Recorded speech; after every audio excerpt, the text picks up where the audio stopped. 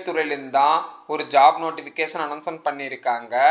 Higher secondary ஸ்கூலுக்காக. ஓகேங்களா, CBSE. Job location எங்கே அப்படின்னு சொல்லி பார்த்தீங்கன்னா மதுரை தான். இப்போ தான் நம்ம சேனலில் ஃபஸ்ட் பார்க்குறீங்கன்னா லைக், ஷேர் அண்ட் சப்ஸ்கிரைப் பண்ணிட்டு கூட இருக்க பெல் ஐக்கான ஆளுன்னு சொல்லி கிளிக் பண்ணி வச்சுக்கோங்க. இந்த போஸ்டிங்ஸ்க்கு எந்த வகையான எக்ஸாம்ஸும் கிடையாது, எந்த வகையான ஃபீஸும் கிடையாது. இது முழுக்க முழுக்க பார்த்தீங்கன்னா சென்ட்ரல் கவர்மெண்ட்டுக்கான ஒரு ஜாப் ஆப்பர்ச்சுனிட்டிஸ் தான். இந்த போஸ்டிங்ஸ்க்கான சேலரி வந்து அவுட் பண்ணியிருக்காங்க 27,000 முடிக்கும். ஓகேங்களா, இந்த போஸ்டிங்ஸ் பற்றி ஃபர்தர் இன்ஃபர்மேஷன்லாம் நான் அஃபீஷியல் சைட்டில் காட்டி உங்களுக்கு கேர்ஃபுல்லாக ரீட் அவுட் பண்ணுறேன். அதனால் இந்த வீடியோவை ஸ்கிப் அவுட் பண்ணாமல் கடைசி முடிக்கும் பாருங்கள். வாங்க வீடியோக்குள்ளே போயிடலாம். ஹாய் ஃப்ரெண்ட்ஸ், இப்போ வந்து பார்த்தீங்கன்னா நம்ம சேனலுக்கு அங்கே பார்த்தீங்கன்னா ஒரு அஃபீஷியல் வெப்சைட் லிங்க்ஸ் வந்து ஆரம்பிச்சிருக்கோம். இந்த வெப்சைட் லிங்க் உங்களுக்கு வேணும் அப்படின்னு வச்சிங்கன்னா கீழே டிஸ்கிரிப்ஷன் கீழே லிங்காக இருக்குது, மறக்காமல் செக் பண்ணி பாருங்கள். South Indian railway teaching recruitment for 2020-25. ஓகேங்களா, இந்த போஸ்டிங்ஸ்க்கு இவ்வளோ வேகன்சிஸ் இருக்குது, யார் அப்ளை பண்ணலாம் அப்படின்னு சொல்லிட்டு கொஞ்சம் டீட்டெயிலிஸ்டிக்காக பார்த்துடலாம். ஓகேங்களா, இப்போ வந்து பார்த்தீங்கன்னா கேட்டகரைஸாக ஜாப் நோட்டிஃபிகேஷன் அனௌன்ஸ்மெண்ட் பண்ணியிருக்காங்க.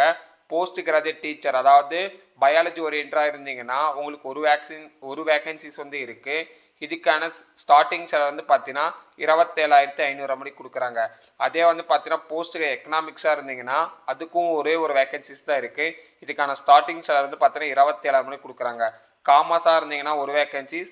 சேலரி பொறுத்தபடிக்கு பார்த்தோன்னா ஃபிக்ஸ்டாக தான் கொடுத்துருக்காங்க, 27,500. ஓகேங்களா, ஹிந்தி டீச்சராக இருந்தீங்கன்னா அதே தான். அதே மாதிரி பார்த்தீங்கன்னா பிரைமரி டீச்சராக இருந்தாலும் அதே தான். ஓகேங்களா, இந்த போஸ்டிங்ஸ்க்கு ஏஜ் லிமிட் பொறுத்த வரைக்கும் பார்த்தீங்கன்னா 18லேருந்து 65 ஏஜ் கேட்டகரி யார் வேணாலும் இந்த போஸ்டிங்ஸ்க்கு தாராளமாக அப்ளை பண்ணிக்கலாம். இந்த போஸ்டிங்ஸ்க்கான எலிஜிபிலிட்டி க்ரைட்டீரியா என்ன அப்படின்னு சொல்லி பார்த்தீங்கன்னா, நீங்கள் போஸ்ட் கிராஜுவேட் முடிச்சிருந்தீங்கன்னா மாஸ்டர்ஸ் டிகிரி கண்டிப்பாக முடிச்சிருக்கணும். அட்லீஸ்ட் வந்து பார்த்தீங்கன்னா உங்களுக்கு 55% இருக்கணும் இன் ரெலவென்ட் ஃபீல்டில். ஓகேங்களா, சப்ஜெக்ட் பொறுத்த வரைக்கும் பார்த்தீங்கன்னா பிஇடி வந்து முடிச்சிருக்கணும். ப்ரொஃபஸர் இங்கிலீஷ் மீடியத்தில் படிச்சிருக்கணும், தெளிவாக இங்கே வந்து போட்டிருக்காங்க. அதே மாதிரி பார்த்தீங்கன்னா போஸ்ட் கிராஜுவேட் டீச்சர் எக்கனாமிக்ஸாக இருந்தீங்கன்னா நீங்கள் மாஸ்டர் டிகிரி எக்கனாமிக்ஸில் வந்து முடிச்சிருக்கணும், 50% இருக்கணும் அப்படின்னு சொல்லி தெளிவாக போட்டிருக்காங்க. மீடியம் பொறுத்த முடிக்கும் பார்த்தீங்கன்னா இங்கிலீஷ் மீடியத்தில் கண்டிப்பாக படிச்சிருக்கணும். ஓகேங்களா, அதே மாதிரி தான் காமர்ஸ்க்கும் மாஸ்டர் டிகிரி கண்டிப்பாக படிச்சிருக்கணும். அப்ளிகேஷன் பிஸ்னஸ் எக்கனாமிக்ஸ் கண்டிப்பாக தெரிஞ்சிருக்கணும். மீடியம் பொறுத்த முடிக்கும் பார்த்தோன்னா இங்கிலீஷ் மீடியம் தான். ஆஸ் ஃபார் இந்த போஸ்டிங்ஸ் பொறுத்த முடிக்கும் பார்த்தீங்கன்னா நீங்கள் கிராஜுவேட் ஆகிருக்கணும், ரெஸ்பெக்டிவ் டிகிரி முடிச்சிருந்தா போதும். அந்த ஃபீல்டுக்கு ஏற்ற மாதிரி உங்களுக்கான மீடியம் வந்து சேஞ்ச் அவுட் பண்ணிக்கலாம். ஓகேங்களா, மீடியம் பொறுத்த முடிக்கும் இங்கிலீஷ் தான். ஓகேங்களா, இதே வந்து பார்த்தீங்கன்னா பிரைமரி டீச்சர் ஹிந்திக்கு பொறுத்த முடிக்கும் பார்த்தீங்கன்னா நீங்கள் 12th பாஸாக இருந்தாவே போதும், அட்லீஸ்ட் 55% இருந்தால் போதும். அப்படி இல்லைன்னா 2 இயர்ஸ் வந்து டிப்ளமோவில் நீங்கள் எக்ஸ்பீரியன்ஸ் இருந்தால் மட்டும் போதுமானது. ஓகேங்களா, இந்த போஸ்டிங்ஸ்க்கு மேண்டேட்டரி டாக்குமெண்ட்லாம் சப்மிட் பண்ணோம். என்னென்ன அப்படின்னு சொல்லி பார்த்தீங்கன்னா டேட் ஆஃப் பர்த் சர்டிஃபிகேட் வந்து ப்ரொவைட் பண்ணோம், என்ஓசி சர்டிஃபிகேட் வந்து சேர்க்கணும்.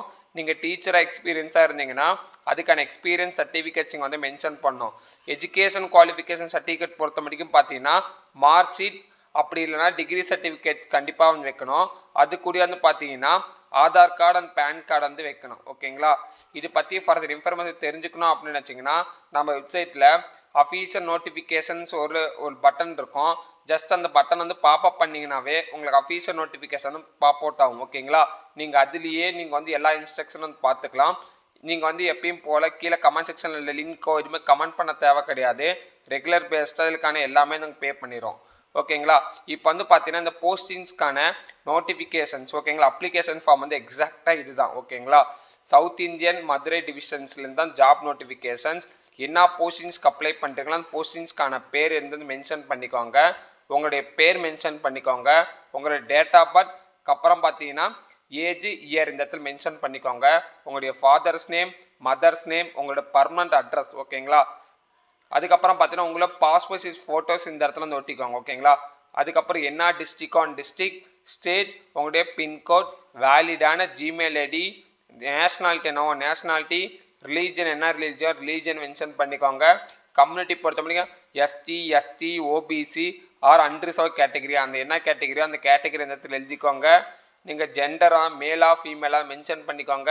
உங்களுக்கு மேரேஜ் ஸ்டேட்டஸ் ஆயிடுச்சுன்னா மென்ஷன் பண்ணிக்கோங்க, இல்லைனா சிங்கிள்னு சொல்லி மென்ஷன் பண்ணிக்கோங்க. Aadhaar card number, PAN card number, contact number பொறுத்த முடிக்கும் பார்த்தீங்கன்னா 2 நம்பர் கொடுத்துருக்காங்க. உங்களுடைய நம்பர் அப்பெல்லாம் வீட்டில் இருக்க யாரோ ஒரு நம்பர் வந்து அடிஷ்னலாக கொடுத்து வச்சுக்கோங்க. அதே மாதிரி பார்த்தீங்கன்னா டீச்சராக நீங்கள் எக்ஸ்பீரியன்ஸாக இருந்தீங்கன்னா எவ்வளோ வருஷம் எத்தனை மாதம் பர்மனண்ட்டான ஐடி மார்க் ஷீட் என்ன இருக்கோ அந்த மார்க் ஷீட் வந்து மென்ஷன் பண்ணிக்கோங்க. ஓகேங்களா?